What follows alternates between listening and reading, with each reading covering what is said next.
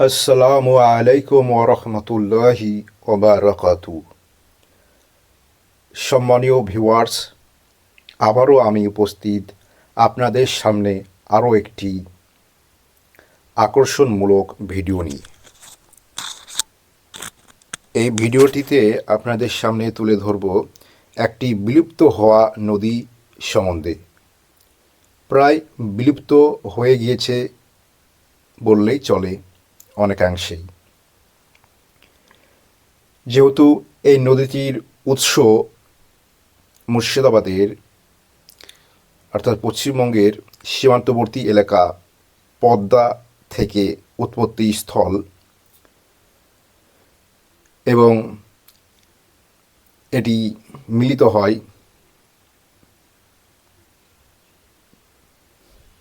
ভাগীরথী নদীতে। আমি এখন যেখানে আছি সেই জায়গাটি মুর্শিদাবাদের আমিনাবাদ এবং নদীর ওপাশে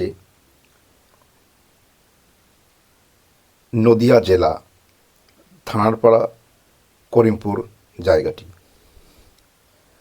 ধোড়াধোয়া ফেরিঘাট নামে পরিচিত এটি।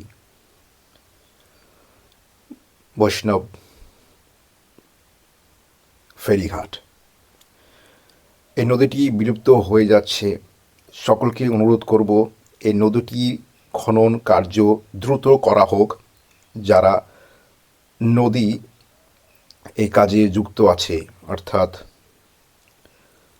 প্রশাসন, তাদেরকে লক্ষ্য রাখতে বলছি।